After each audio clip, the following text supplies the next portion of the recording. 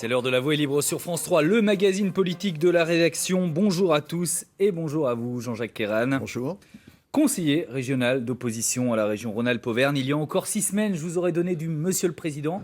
Mais ça, c'était avant la défaite du 13 décembre dernier face à Laurent Wauquiez, devenu donc depuis le président de cette grande région.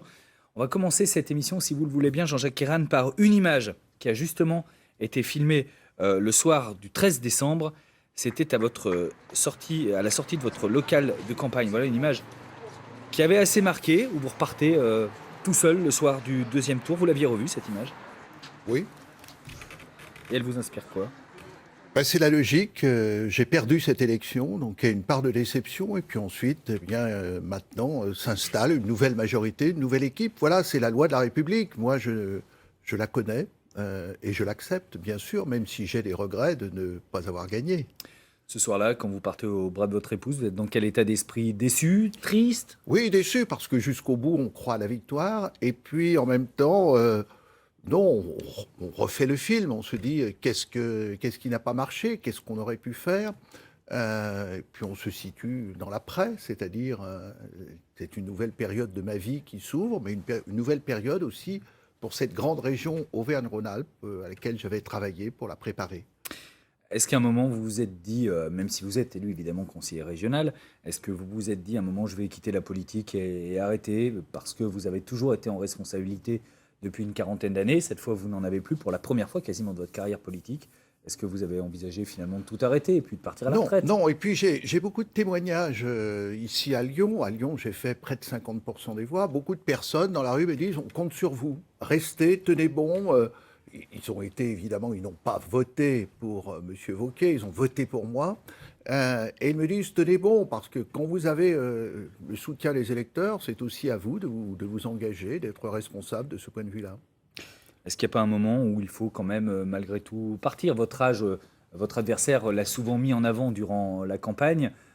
C'est un âge, effectivement, où vous pouvez aspirer à la retraite. On a du mal à décrocher, malgré tout, d'un mandat, fut-il aujourd'hui moins prenant que le précédent. C'est pas décroché. Moi, j'ai passé la relève. Je ne suis pas président du groupe d'opposition. Je serai présent. Je défendrai aussi ce que nous avons fait. Mais en même temps, c'est aussi à moi d'incarner une forme d'engagement politique que j'ai toujours eu. Il ne s'agit pas de s'accrocher au pouvoir de façon désespérée, mais bien de dire, voilà, on assure la transition. Comment on passe le relais? Vous irez jusqu'au terme de ce mandat? En principe, oui, bien sûr, si je suis en bonne forme pour le faire. Les élections à venir ne vous intéressent plus? On verra. Ah bon? Je ne dis pas non, mais pas au premier poste, pas en étant principalement actif. C'est la prochaine, c'est les législatives après la Prochaine, ce présidentielle. sont les législatives, oui. Je ne sais pas encore. J'ai beaucoup de témoignages de personnes qui me disent voilà, vous représentez quelqu'un. Parce que juste après, M. Kéran, vous disiez non, et là, maintenant, vous dites peut-être. Oui, peut-être, parce que la vie publique, elle est faite aussi de cette volonté d'être présente dans le débat politique. Et aujourd'hui, je pense que j'ai une parole. Ici, c'est la voix est libre, mais j'ai une parole libre maintenant. Et c'est quand même difficile de décrocher, hein? Oui, toujours, mais dans tous les domaines. Dans tous les domaines. Vous êtes toujours accro à la politique? Accro, oui, accro aussi au devenir de ma région, au devenir de mon pays. Est-ce que vous avez fait la campagne de trop, M. Kéran? Est-ce qu'il n'aurait pas fallu choisir un autre candidat que vous? C'est toujours la question qu'on se pose avant de partir dans cette élection. Moi, j'ai mesuré, je l'ai dit, est-ce que je suis capable de mener cette campagne? Je l'ai été, je crois. J'ai porté les espoirs de la gauche, on a été très proche de l'emporter, on ne l'a pas emporté. Je ne crois pas que si le candidat avait été différent, il ait réalisé le même score. D'ailleurs, on l'a vu, mais personne ne peut le démontrer aujourd'hui. On l'a vu dans d'autres régions, où quand le président de la région s'est retiré, en général, il ne bénéficiait pas de l'audience, de l'aura, de la connaissance du terrain que représentait une présence de 12 ans à la région. Quelle est votre responsabilité personnelle dans la défaite? Elle existe, elle est évidente, comme quand on mène une campagne, on la mène pour gagner, donc moi j'assume cette responsabilité, je savais que ça serait difficile, d'abord à cause de la situation politique nationale, ces élections qui sont des élections entre deux élections nationales, c'est toujours l'occasion de sanctionner le pouvoir en place ou ses représentants. On l'a vu au municipal, Et on l'a vu aux élections départementales, et puis aussi parce que la gauche partait divisée face à une droite qui s'était réunie. Et donc ça, c'était un handicap majeur. C'est pas vos responsabilités personnelles, ça vous me dites. Non, ça c'est le contexte. C'est Et la la division de la responsabilité gauche. personnelle, c'est probablement aussi, dans le cadre de cette campagne, de pas avoir su suffisamment fédérer, d'avoir été peut-être trop prisonnier aussi de ce que sont les formations politiques. Et effectivement, ici, dans la métropole, où je réalise le meilleur score de l'ensemble des départements, le fait que moi, le Parti socialiste ici, la fédération socialiste soit mise à l'écart, d'une certaine façon, ça m'a donné plus de liberté, j'en ai été affranchi. Est-ce que vous en voulez quand même à David Kimmelfeld, le secrétaire de la Fédération de la métropole de Lyon, et au président de la métropole, Gérard Collomb? Pas lieu de leur en vouloir, je crois que le score donne en lui-même la leçon. Dans cette élection, les 49% que nous avons fait à Lyon, les résultats sur la métropole, c'est moi, c'est mon équipe. C'est pas le Parti socialiste en tant que tel qui était aux abonnés absents. Vous n'avez pas eu tort de pousser jusqu'à bout la candidature de Farida Boudaoud, dont on peut comprendre la fédération du PS qui avait une dent contre elle. Non, non, je ne crois pas. Je crois qu'il faut passer à un autre stade de la vie politique. Quelqu'un a fait son travail, il est représentatif, on n'est pas là pour sanctionner. Ça, c'est une autre époque. Et cette autre époque, on a bien vu que ça ne fonctionnait pas. Depuis 15 jours, Laurent Wauquiez, donc le président de la région Rhône-Alpes-Auvergne, il veut économiser beaucoup d'argent et vous êtes évidemment en première ligne de ces critiques. Est-ce que vous étiez un président de région beaucoup trop dépensier, monsieur? Ça, je ne le crois pas. D'ailleurs, tout le monde le constate. C'est une façon de communiquer pour charger son adversaire. Vous savez, on dit la gauche est dispendieuse, la gauche a jeté l'argent par les fenêtres. C'est faux, c'est faux. Ce sont des faux procès, mais le dénigrement, c'est aussi une des caractéristiques de M. Wauquiez. Alors, quelques exemples concrets qu'il a lui-même cités dans son discours d'investiture, son premier discours de président. Alors, beaucoup de gens ont retenu la suppression des téléphones portables pour les élus. Globalement, des économies sur le train de vie des élus. Rien que le téléphone portable, supprimer les téléphones portables pour les élus de la région, ça représenterait une économie à la fin du mandat, d'après Laurent Wauquiez, d'1 million d'euros. Mais vous aviez quand même des super forfaits aux frais du contribuable. Non, c'est pas ça. D'ailleurs, le calcul a été fait par un de vos confrères. Il a dit c'est pas 1 million d'euros. Le confrère du Progrès, il a dit c'est pratiquement 600 000 euros. Bon, passons à la fin du mandat. Mais ça, c'est une façon d'entrer dans la campagne en matière, enfin plutôt dans l'élection, d'une façon de communication. Moi, ce que j'attends, c'est la politique de M. Wauquiez. Bon, tout cela, on se paye de mots. C'est un écran de fumée. Qu'est-ce qu'on va faire? Quelle va être la politique réellement suivie? Et là, moi, j'ai des inquiétudes, permettez-moi de le dire. J'ai des inquiétudes parce que je constate d'abord que le cumul des mandats est la réalité, non pas seulement de M. Wauquiez, mais aussi d'une grande partie de ceux qui occupent un poste important dans son exécutif. Ils sont parlementaires, ils ont des fonctions locales, alors que la région... Vous avez longtemps été vous-même député et président de la région. Oui, mais quand j'ai décidé... De 2004 à 2007. Mais quand j'ai décidé de ne plus être député... 2012 député... d'ailleurs, 2004-2012. Oui, quand j'ai décidé de ne plus être député, c'est pas parce que j'étais menacé dans l'élection, c'est parce que je disais qu'il fallait se consacrer pleinement à la région. Et la grande région Rhône-Alpes-Auvergne, elle mérite bien cela. D'ailleurs, regardez, un événement dramatique qui vient de se produire. Il y a eu cette avalanche à Val d'Isère, 2 jeunes du lycée Saint-Exupéry qui ont perdu la vie. Où est la région? Elle a la responsabilité des lycées. Je n'ai pas entendu M. Wauquiez, j'ai vu Mme Belkacem, la ministre, j'ai vu M. Collomb, j'ai pas vu la région. Je reviens sur les économies, parce que vous dites on est dans le symbole, mais Laurent Wauquiez lui dit on n'est plus dans le symbole, quand au final, les économies qu'on fait sur le poste des élus, à la fin du mandat, ça va représenter 19 millions d'euros. Alors il y a certes les téléphones portables, il y a aussi la réduction de la commission permanente. Et ça, c'était dans la loi. Ça, c'était dans la loi. Donc la loi qui a été votée récemment faisait que la commission permanente, c'est 1/3 de la composition du Conseil. En revanche, vous n'étiez pas obligé de mettre tous les élus dans la commission permanente. C'est ce qui existait à la région avant moi. Nous l'avons maintenu pour qu'il y ait un fil qui tienne les élus dans la vie générale du Conseil. Pour simplifier, la commission permanente, c'est la commission qui siège en intervalle des sessions de la région, pour faire vivre la région. À la prochaine session du Conseil régional, vous serez appelé à voter sur la baisse de vos indemnités d'élus de 10%, comme l'a demandé Laurent Wauquiez. Est-ce que vous allez voter cette baisse, M. Kéran? Oui, moi je n'étais pas favorable à cette idée-là. D'ailleurs, je constate que ceux qui cumulent, ils ne vont pas être touchés par ça. Donc c'est aussi la caractéristique. Mais il faut fusionner l'Auvergne et la région Rhône-Alpes. Donc allons-y, baissons les indemnités. En même temps, ce qu'il faut, c'est que les élus soient des élus présents, des élus actifs, des élus sur le territoire. Donc vous voterez cette baisse d'indemnité? Oui, je pense que nous la voterons ensemble.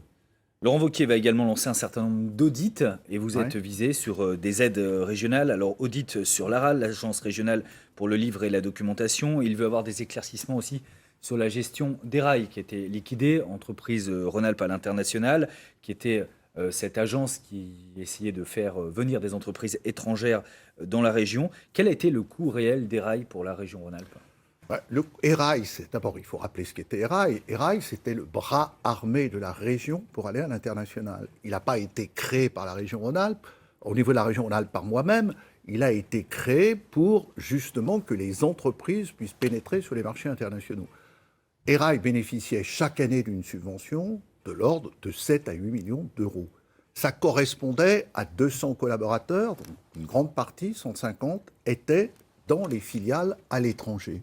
Donc c'était une action positive. D'ailleurs, quand on interroge les entreprises, elles disent ERAI a fait un très bon boulot. Mais beaucoup trop peut-être de collaborateurs, trop de voyages à l'étranger, train de vie de son président trop important. Et puis également, il y a eu l'affaire du pavillon de Shanghai pendant l'exposition universelle qui a ensuite été pérennisée, qui a coûté très cher. Est-ce que vous considérez qu'ERAI est un de vos échecs politiques, monsieur Keran? Non, ce n'est pas un échec politique. Il y a eu la difficulté, notamment sur la fin, de gérer ERAI. Mais il y a eu un règlement de compte en ce qui concerne ERAI, auquel ont participé les formations politiques de droite au sein du Conseil, à la demande de M. Wauquiez, et d'autre part, les écologistes qui n'aiment pas le commerce international. Ça fait beaucoup. Mais on a supprimé un instrument bien utile pour les entreprises de la région Rhône-Alpes. C'est cela qu'il faut voir. Il n'y a pas de scandale. Qui est le patron maintenant de la gauche régionale? C'est Jean-François Debat, le maire de Bourg-en-Bresse? Il est président du groupe socialiste. Il a été désigné dans un premier temps, et puis il y aura une confirmation ensuite. Est-ce qu'il y a une opposition à Laurent Wauquiez ou il y a maintenant des oppositions?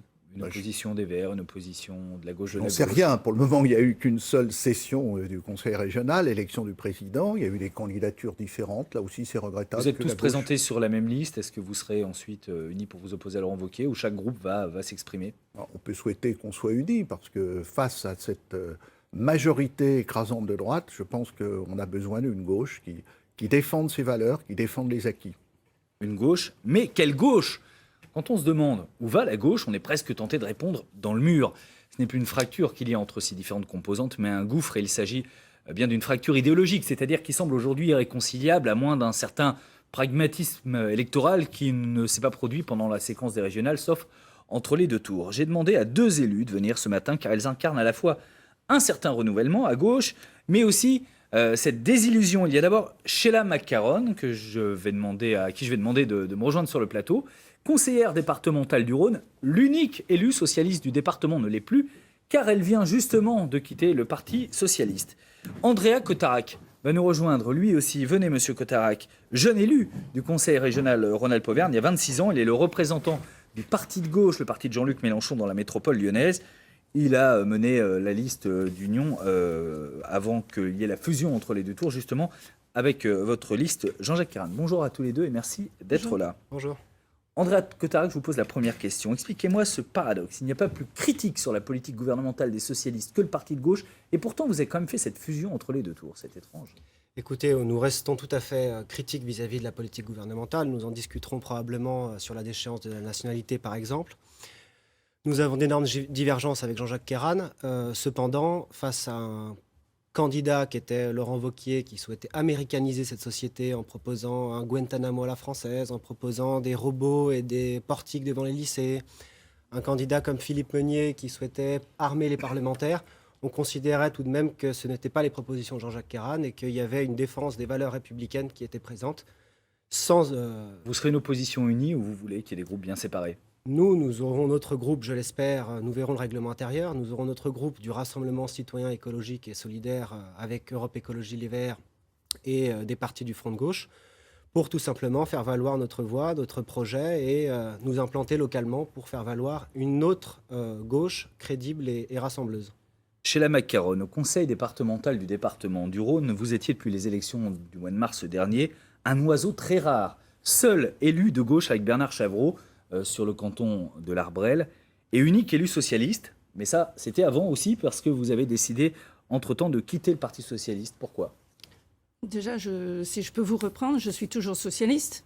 Je ne suis plus encartée au PS, c'est pas la même chose. Vous êtes socialiste, mais vous n'êtes plus au PS. Expliquez-moi la Tout à subtilité fait. entre les deux. C'est-à-dire, j'ai toujours les valeurs que j'avais la veille c'est même pas une démission puisque je ne reprends pas ma carte, mais les valeurs que j'avais la veille sont les mêmes qu'aujourd'hui. Si je comprends bien, vous avez les valeurs socialistes, c'est le Parti socialiste qui n'a plus les valeurs, c'est ça ? C'est un petit peu, sans vouloir taper sur les camarades de mon ancien parti. Vous pouvez. Quand quelqu'un avait titré, je pense que c'était le Progrès, que Sheila avait lâché le PS, il y a quelqu'un qui avait commenté que c'était plutôt le PS qui avait lâché Sheila. Je serais plutôt d'accord avec cette analyse. Et vous, Monsieur Kéran, est-ce que vous restez au Parti socialiste malgré les déboires qu'on évoquait tout à l'heure que vous avez eus pendant la campagne électorale avec la fédération du PS? Est-ce que socialiste vous restez? Moi, j'adhérais au Parti socialiste il y a longtemps. On me l'a rappelé, en particulier au moment du congrès d'Épinay, où il y a un espoir qui a permis d'amener François Mitterrand au pouvoir, une construction politique. Moi, je pense qu'il y a une grande formation politique, le Parti socialiste, qui va mal, qui est dévitalisé, on l'a vu dans cette campagne. Mais en même temps, on ne peut pas se passer du Parti socialiste, donc il faut agir à l'intérieur. En tout cas, c'est mon choix. Deux sujets qui divisent beaucoup le Parti socialiste. Le premier, c'est celui de la déchéance de la nationalité pour les terroristes condamnés. Alors c'est un sujet qui ne divise pas que les socialistes, qui divise la gauche dans son ensemble. Est-ce que, déjà, quelle est votre position là-dessus? Est-ce que vous êtes pour? Moi, je ne suis pas favorable à cette disposition, à en introduire cette disposition dans la Constitution. Pourquoi? Parce que, comme l'a déclaré le Premier ministre, elle est symbolique. Alors, elle est symbolique, ça veut dire qu'elle n'est pas efficace, elle n'a pas d'utilité. Et puis ensuite, parce qu'elle heurte une grande partie de la gauche sur les valeurs que nous avons. Donc, je pense que, de ce point de vue, c'est un débat inutile et qu'il faudrait en sortir, et en sortir bien. C'est dans une ce erreur cadre. politique de François Hollande? C'est sa grosse erreur de fin de mandat? Non, je pense qu'il a été déterminé à lutter contre le terrorisme, mais que ça ne sert pas et que les Français se rendent compte de ce point de vue-là. C'est pas la déchéance de nationalité qui va arrêter quelqu'un qui veut se faire exploser dans un lieu public. Donc, il faut se défendre. Il faut que la République ait la capacité de se défendre. Mais là, on est sur une mesure inutile et faussement symbolique, justement. Andrea Cotarac et Sheila McCarron, vous êtes presque concernés personnellement. Andrea Cotarac, vous avez des parents serbes et iraniens, et vous, Madame McCarron, vous êtes d'origine écossaise. Donc la bi- ou trinationalité sont des sujets que vous connaissez et qui vous concernent. Mais là, on parle quand même bien de déchéance de nationalité pour des terroristes condamnés. Alors pourquoi ça vous heurte? Sachant aussi que 75% des Français sont pour cette mesure. Disons que je ne me sens pas concernée personnellement par le choix de l'avortement, mais je descendrai dans la rue demain si on devait revenir sur cette possibilité pour les femmes. Nous sommes peut-être d'origine autre, mais je pense qu'on n'a pas de velléité terroriste à ce que je sache, donc je ne me sens pas concernée. Non, mais je risque rien, j'espère. Mais non, je pense que ça crée. Si vous voulez, ça va sur un terrain où on crée des Français et des un peu moins Français quand même. Et ça, je pense que c'est très dangereux. Ce qui est intéressant, par contre, c'est que lundi, parce que je ne suis pas encore retirée des listes de diffusion, j'ai su que au Conseil fédéral du Rhône, il y avait une motion contre cette déchéance de la nationalité. Et cette motion a été votée à la majorité par les camarades du PS. Ce qui sous-entend que normalement, les députés PS du Rhône devraient représenter ce Conseil fédéral quand il viendra le moment du vote. Ce serait très intéressant de voir ce qu'ils comptent faire. Est-ce que ça vous heurte que ce soit justement le Parti socialiste, le président de la République, lors du congrès de Versailles, qui propose cette déchéance de nationalité? Absolument, parce que je me souviens, j'ai un peu de mémoire.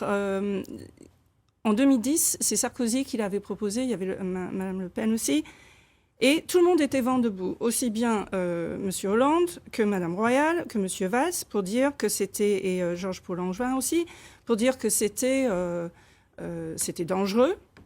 Hollande a parlé de danger. Madame Royal avait parlé de surenchère, il me semble, et Valls a dit que c'était inefficace. Ce qui était une mesure démagogique pour aller chasser sur le terrain du Front National à l'époque ne l'est pas moins aujourd'hui. Et c'était justement la grosse goutte qui a fait que je n'ai pas pu continuer ma relation avec le PS. Monsieur Cotarac, alors certes, le contexte est aussi différent, hein, puisqu'on est dans le contexte d'une vague d'attentats aussi en France. Est-ce que pour vous, ce point précis est vraiment, comme je disais tout à l'heure, plus qu'une fracture, un gouffre maintenant entre les partis à gauche de la gauche et le Parti socialiste. Je Justement. pense qu'il faut voir ça au niveau national sur l'échiquier global. C'est ça qui est le plus troublant dans un malaise. On ressent un malaise auprès des Français et puis sur l'échiquier politique, puisque c'est une idée qui émane de l'extrême droite. Ils ne se sont pas cachés, qui est mise en œuvre par un gouvernement socialiste. Avec le soutien des Français, on le rappelle, pour l'instant. Mais je ne fais pas de politique en fonction de Ipsos ou de BVA. Moi, je vous donne ma position et celle de ma famille politique. C'est une idée qui émane de l'extrême droite, qui est mise en œuvre par un gouvernement socialiste et qui est adoubé par une grande partie de Sarkozy. Et si le Congrès la vote, c'est la démocratie, le Congrès. En plus, il faut les 2/3. Tout à fait, mais moi je vais vous donner ma position. Je constate que, contrairement à ce que dit ce gros benet de Jean-Vincent Placé qui explique que c'est un acte patriotique, moi je pense tout le contraire, puisque ça va créer et constitutionnaliser deux catégories de Français, deux soupçons. Ça va créer une rupture d'égalité dans la justice, puisque deux personnes n'auront probablement pas la même peine. Et puis, il faut penser aussi, comme l'a dit le juge Trévidic, juge antiterroriste, ancien juge antiterroriste, il y a une réciprocité en droit international. Je prends un exemple. Si demain, un franco-camerounais membre de Boko Haram est arrêté au Cameroun, les autorités camerounaises seront tout à fait souveraines à dire qu'ils sont en train de déchoir la nationalité camerounaise de ce terroriste pour l'expulser vers la France. Donc la question à se poser, c'est sommes-nous prêts à accueillir des terroristes venant d'autres pays ? Moi, je considère que la République est une et indivisible, et c'est en rassemblant les Français, sur le mandat de François Hollande d'ailleurs de 2012, de rassembler plutôt que de diviser, qu'on va réussir à protéger les Français de la catastrophe écologique, les protéger de la mondialisation et les protéger de la crise géopolitique qu'il y a dans le monde aujourd'hui. Donc c'est en rassemblant et en ayant une République une et indivisible qu'on ira de l'avant. Un appel a été lancé en début de semaine via le quotidien Libération pour l'organisation d'une primaire à gauche à la présidentielle de 2017. L'idée, c'est de retrouver l'union face à la probabilité d'une présence de Marine Le Pen au second tour et donc un nouveau 21 avril 2002. Problème, il faut pour ça que le président sortant se soumette à une primaire, ce qui serait du jamais vu. Est-ce que pour vous, Jean-Jacques Kérane, François Hollande est le candidat naturel du Parti socialiste pour l'élection de 2017 et doit le rester, est-ce qualité de président sortant ? La décision lui appartient. Il est président de la République. Il a cette responsabilité de conduire la politique du pays, en particulier dans un contexte très difficile. On vient d'illustrer par les questions relatives à la lutte contre le terrorisme. Donc, quand le président de la République est en place, je pense que la logique des primaires ne peut pas jouer. D'autre part, si on voulait faire les primaires, il faudrait que les conditions politiques soient réunies. On ne fait pas des primaires comme une course de chevaux pour savoir quel est le meilleur jockey. Je crois qu'il faut au départ que les conditions politiques soient trouvées. Moi, je crois qu'il faudrait passer, parce que dans l'état de la gauche actuelle, soyons conscients de la réalité, la gauche peut être éliminée à l'élection présidentielle au second tour en 2017. Moi, j'ai vécu 2002. J'ai vécu 2002. Du reste, un fort éclatement de la gauche. On se souvient d'une candidature du PRG avec Mme Taubira. Oui, absolument. L'éclatement de la gauche, le PRG, il y avait une candidature de M. Mamère, il y en avait d'autres. Ça a conduit, M. Besancenot, ça a conduit à que la gauche ne soit pas au second tour. Nous avons manifesté, nous avons voté Chirac pour battre M. Le Pen. Moi, je ne souhaite pas me retrouver dans cette même situation. Il faut que la gauche discute. Moi, je suis pour des états généraux de la gauche qui, à ce moment-là, créeront peut-être les conditions d'une primaire. Mais aujourd'hui, elles ne sont pas réunies. Andréa Cottarec, c'est vrai que c'est une question compliquée et que Jean-Luc Mélenchon a déjà dit, lui, qu'il était contre cette primaire. Mais la présence au premier tour de beaucoup de candidats de gauche va affaiblir forcément le candidat socialiste qui potentiellement pourrait être présent au second tour et donc favoriser un deuxième tour entre le candidat des Républicains et du Front National. Oui, c'est une question compliquée. Moi, je suis d'abord heureux que certains intellectuels comme M. Piketty aient envisagé une discussion générale à gauche. Je pense que c'est une bonne chose. Sur les primaires en soi, je pense pas... Enfin, en tout cas, moi, je n'aborde pas le problème en disant le FN est très fort, donc on va être éliminé. Je pense que le débat démocratique, ce n'est pas une cristallisation autour du Front National. Est-ce que la question, la situation politique plutôt, oblige à avoir une réflexion sur une union de la gauche à la présidentielle, ce qui serait assez Vous savez qu'une primaire, comme l'a dit d'ailleurs M. Kérane, je suis prêt à travailler sur le fond politique, à savoir qu'est-ce qu'on fait de l'idéal républicain, qu'est-ce qu'on fait de l'esprit du Conseil national de la résistance, qu'est-ce qu'on fait de la transition écologique, qu'est-ce qu'on fait du travail le dimanche, c'est tout ce qui nous oppose au pouvoir aujourd'hui, au gouvernement. Sur les personnes, je pense que c'est un débat tout à fait différent. Alors on m'explique que pendant la primaire, ça va peut-être influencer le gagnant, etc. On voit que c'est totalement faux, puisque M. Valls avait fait un score catastrophique de 5% et qu'aujourd'hui, c'est lui qui mène le gouvernement. Pour vous, il y a trop pour l'instant de différence avec le Parti socialiste pour envisager une quelconque union. Moi, je suis avant les prêt élections. et je lance un appel, d'ailleurs j'en profite sur votre plateau, à madame, qui a eu le courage de quitter le Parti socialiste en responsabilité. Je ne lui demande pas d'adhérer au Parti de gauche, mais je lui dis que nous sommes prêts à travailler avec elle sur toutes les questions que je viens d'aborder, au-delà d'une primaire et pour choisir tel ou tel candidat. Je pense qu'il y a un premier tour avec une offre offerte aux Français, où on choisit, et puis il y a un second tour où généralement on élimine. Vous êtes favorable à cette primaire, Mme Macaron? Je pense que la primaire, c'est compliqué. Les conditions que disait M. Kéran étaient réunies en 2012 parce qu'on n'était pas aux manettes, entre guillemets. Maintenant, dire à des gens, on ne va pas faire les primaires parce qu'on a Hollande en place, ils ne vont peut-être pas comprendre. Donc c'est un peu compliqué de ce côté-là.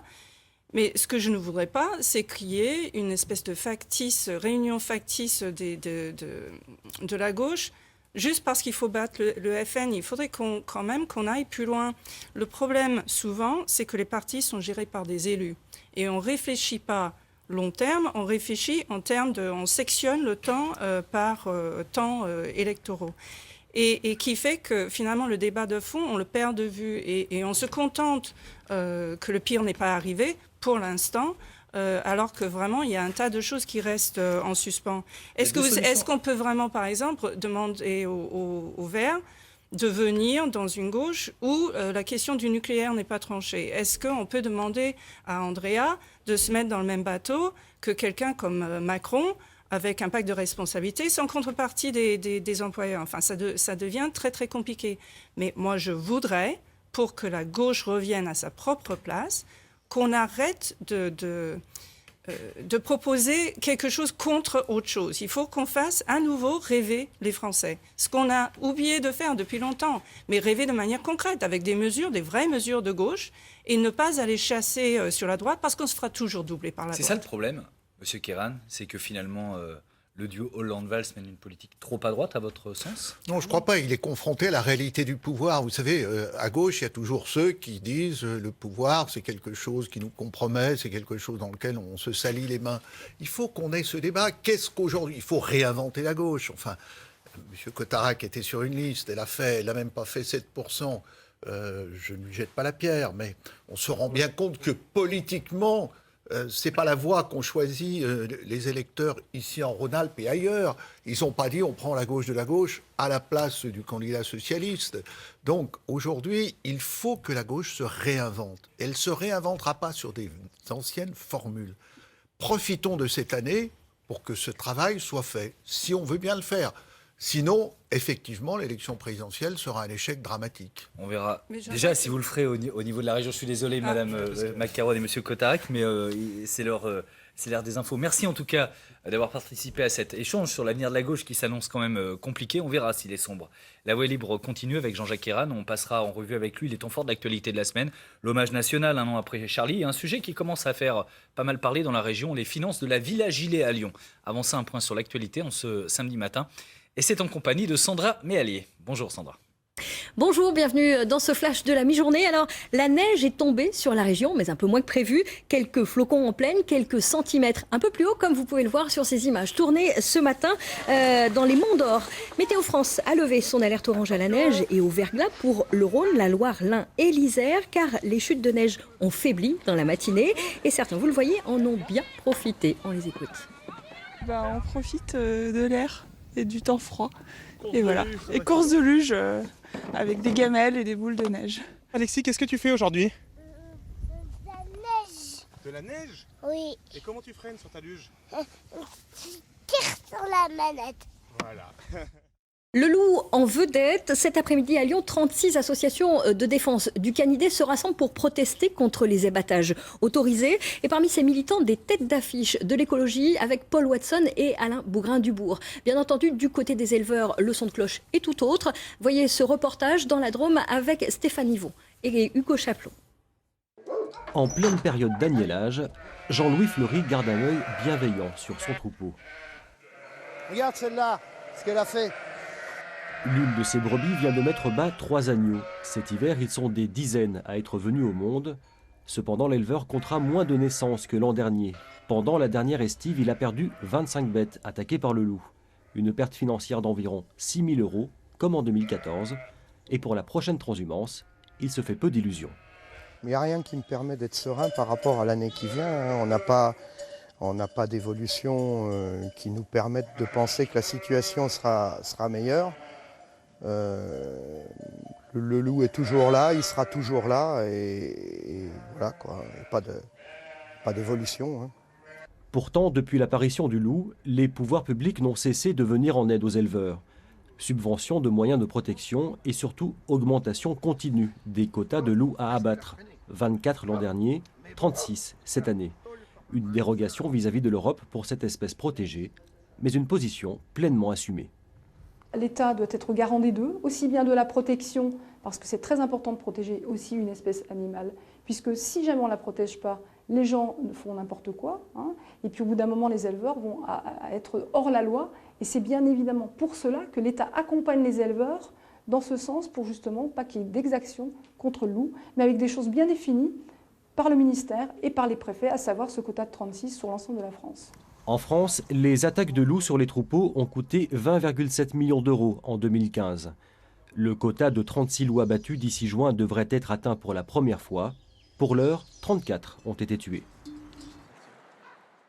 Après le meurtre d'un homme de 54 ans tué d'une balle au thorax hier après-midi dans un bar de Vénissieux en banlieue lyonnaise, son agresseur présumé est activement recherché. Il s'agit de son ex-gendre condamné à plusieurs reprises pour violence conjugale et considéré comme dangereux. On a sans doute échappé à quelque chose de gravissime dans la Drôme. Ce sont les mots du procureur qui siégeait hier au tribunal correctionnel de Valence. Un homme y a été condamné à 3 ans de prison ferme en comparution immédiate. La police l'avait repéré avec une photo du djihadiste en cavale Salah Abdeslam dans sa voiture avant de découvrir chez lui un véritable arsenal de guerre. Justice toujours, le procès de l'affaire Fiorez se poursuit aux assises de Savoie. 10 ans de réclusion criminelle ont été requis hier après-midi à l'encontre de l'ancien footballeur Ghislain Anselmini, jugé pour le rapt avorté de son ex-coéquipier Fabrice Fiorez en 2012. Le verdict est attendu pour mardi prochain. En sport, le Loup Rugby a repris sa marche en avant contre Narbonne, 36-10 hier, à l'occasion de la 15e journée de Pro D2. Avec cette victoire facile et en empochant le bonus offensif, Lyon reste leader du championnat avec 14 points d'avance. À l'image, vous pouvez voir les essais signés Nalaga et Bonnefond. Et à l'agenda du rugby, un nouveau match de Coupe d'Europe pour Oyonnax, dont c'est la première saison à ce niveau. Le 15 de l'Ain recevra Toulouse à 16h15 en match de poule de la 5e journée de Champions Cup. Voilà, c'est la fin de ce journal. Rendez-vous à 19h pour un nouveau journal régional. À présent, à vous, Paul Satis, c'est le retour de La Voix est libre. Merci Sandra Méallier, à tout à l'heure pour le 19-20. La Voix est libre, deuxième partie, l'ancien président socialiste de la région Rhône-Alpes, Jean-Jacques Kéran, est notre invité. Cette semaine, on revient avec vous, Monsieur Kéran, sur l'actualité de la semaine écoulée. Avec d'abord la fin d'une série d'hommages aux victimes des attentats de Charlie, de Montrouge et de l'Hypercacher, avec cette cérémonie notamment très solennelle sur ce qui est devenu le symbole de la concorde nationale, la place de la République à Paris. Malgré le monde, ses plaques dévoilées, ou même Johnny Hallyday qui a chanté, on se dit qu'il est quand même un peu loin l'esprit du 11 janvier 2015 quand des millions de Français marchaient ensemble pour défendre la liberté d'expression. Est-ce que c'est un peu votre sentiment aussi ? Je ne crois pas, parce qu'on a tous été marqués par ce défilé, 300 000 personnes à Lyon, partout dans les villes. C'était l'affirmation de la foi dans la République. Alors bien sûr, les hommages se sont multipliés, mais je pense que l'esprit reste toujours. Comment se défendre en étant ensemble face aux agressions terroristes, c'est cela le plus important. Et malgré les divisions politiques qui ne cessent. Oui, mais, bien sûr, mais les divisions politiques sont légitimes, mais elles ne le sont pas quand ça concerne l'essentiel, c'est-à-dire les valeurs de notre République, la défense de la nation. Vous avez été ministre de l'Intérieur, Jean-Jacques Kéran, oui. à une époque un peu lointaine, maintenant c'était fin 98, pas très longtemps, pendant 3 mois, vous aviez assuré l'intérim de Jean-Pierre Chevènement qui était malade. Courte expérience, mais néanmoins intéressante évidemment de voir ça de l'intérieur, sans mauvais jeu de mots. Est-ce que l'état d'urgence dans lequel la France est plongée depuis les attentats du 13 novembre reste justifié ? Est-ce qu'il faut le maintenir Est-ce qu'il faut même légiférer sur l'état Et il d'urgence? faut légiférer pour lui donner une base constitutionnelle, une base légale, pour qu'on soit bien dans l'état de droit. Moi, je suis favorable à cette législation sur l'état d'urgence. Et il est nécessaire, on se rend compte qu'il y a des menaces qui continuent à exister sur notre pays. Vous dites état de droit, est-ce que les perquisitions administratives sans l'assentiment d'un juge sur présomption policière, est-ce que ça c'est l'état de droit? C'est ce que permet l'état d'urgence. Est-ce que l'interdiction de manifester prise par un seul préfet, c'est l'état d'urgence? Est-ce que c'est l'état de droit? L'interdiction de manifester a été levée maintenant, puisqu'on a vu les manifestations. Mais un préfet peut la prendre n'importe quand, on est d'accord. Un préfet peut la prendre parce qu'il mesure aussi quels sont les dangers qui peuvent exister. Il y a des manifestations qui peuvent être dangereuses pour la cohésion nationale. Ce n'est pas simplement l'expression légitime d'une opinion. En ce qui concerne les perquisitions, c'est aussi une façon pour ne pas se trouver démuni. Il y a un contrôle du juge administratif qui continue à s'exercer. Est-ce que, comme l'a dit l'opposition de droite, il y a une sorte de laxisme gouvernemental entre les deux vagues d'attentats, celle de Charlie puis celle du 13 novembre? Non, il y a eu plusieurs attentats, au moins 6 ou 7, qui ont été déjoués. C'est très difficile parce que nous sommes devant un terrorisme qui n'est plus un terrorisme organisé de façon verticale, mais ramifié, de réseaux très souples. Et donc, il est très difficile de pénétrer ces réseaux. Il faut faire le travail de renseignement. Il n'y a pas eu d'état d'urgence après Charlie, pourquoi? On n'aurait pas dû le faire? Ça aurait protégé du 13 novembre? Je ne sais pas si ça aurait protégé. En tout cas, après Charlie, il y a eu cette réaction très forte. Vous en parliez de l'opinion qui a été portée. Il y a eu l'action de la police. Moi, je veux rendre hommage au service de renseignement. C'est un travail difficile. Les réseaux dont on parle sont très habiles. Ils se dissimulent, notamment au niveau de tous les moyens informatiques. Donc, ce travail est fait, mais la menace existe. Ne le cachons pas. Actualité de la semaine marquée par cette agression aussi à la machette d'un enseignant en plein Marseille.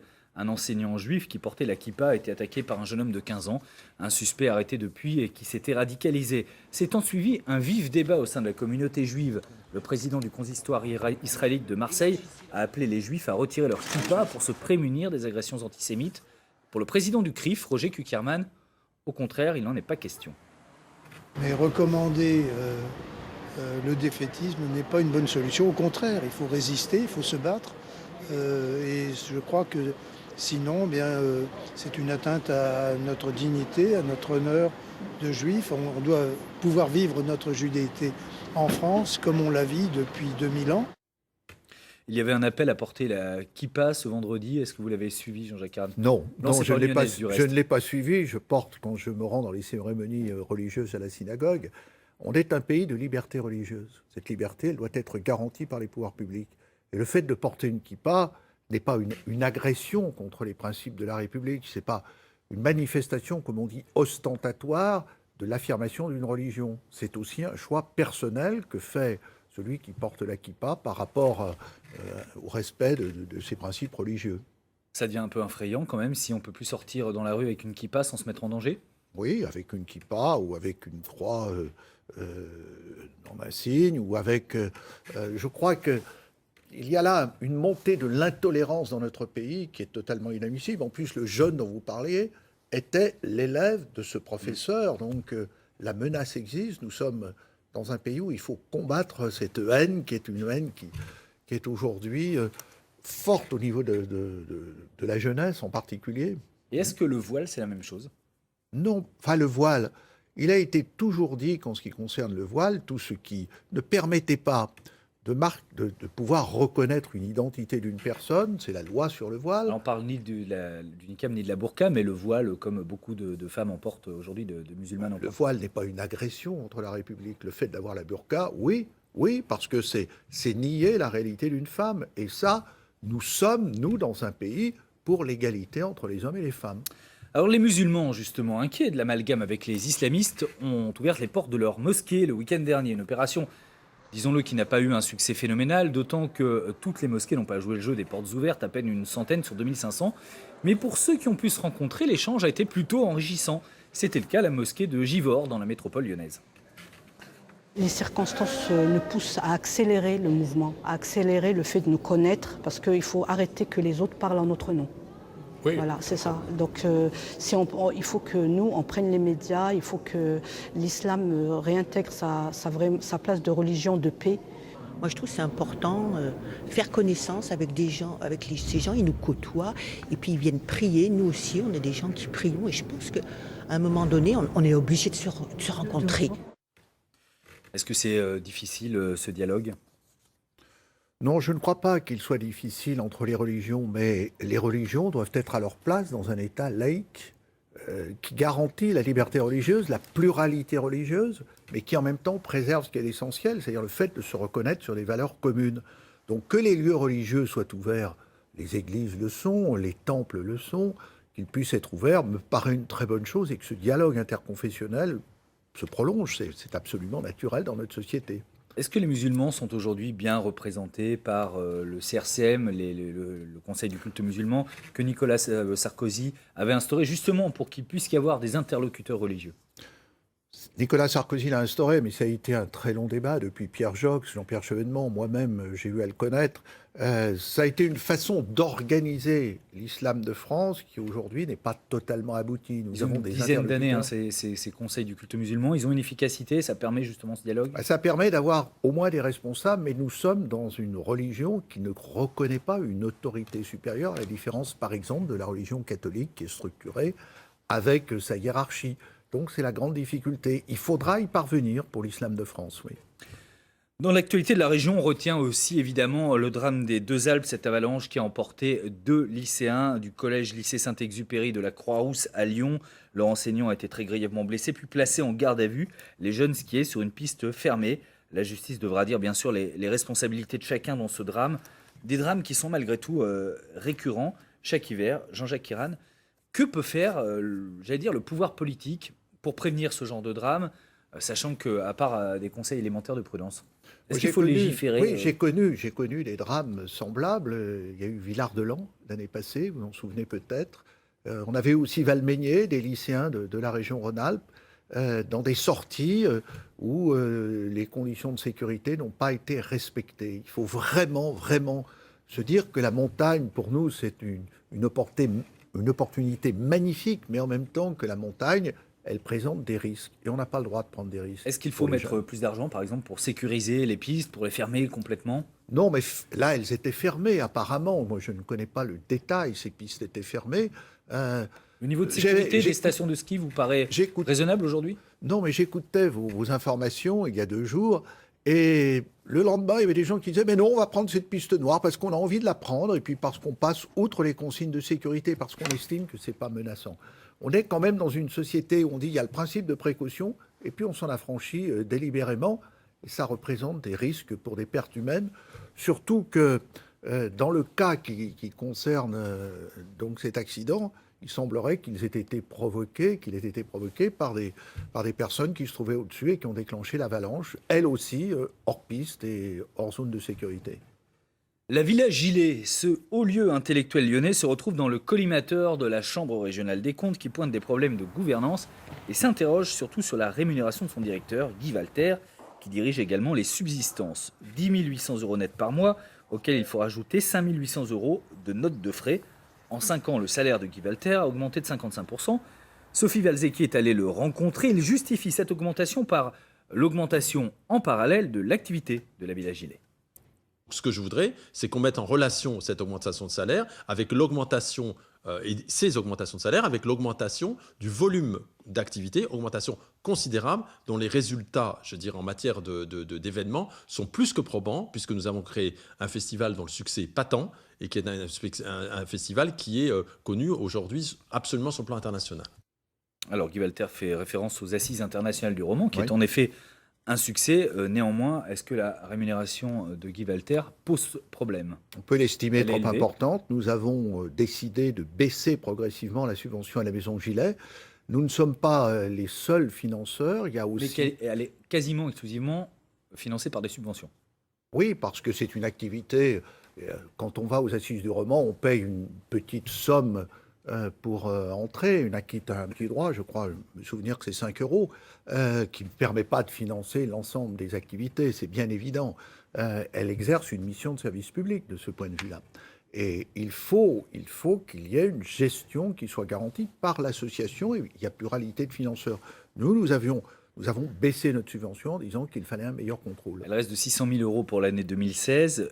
Est-ce que néanmoins, vous n'avez pas, même si c'est une association avec un conseil d'administration, un président, le financeur, qui est la région, donc le Il n'y contribuable, a pas que la région, mais n'a pas un droit de regard, notamment sur la rémunération du personnel. Oui, et du directeur. à travers les décisions du conseil d'administration de cette association et aussi à travers ce que cela induit pour les activités. En même temps, la Chambre régionale des comptes, elle a fait son travail et nous, dès qu'on a été saisis, c'est-à-dire il y a quelques mois, ce qu'on appelle le rapport provisoire, on a pris les mesures, on n'a pas attendu. Laurent Wauquiez va remettre de l'ordre dans tout ça? Vous l'aviez déjà fait au préalable? Oui, il veut remettre de l'ordre un peu partout. Mais écoutez, attendons, nous verrons, on jugera aux actes. Ça, c'est cela qui me paraît le plus important. Mais en même temps, il ne faut pas détruire.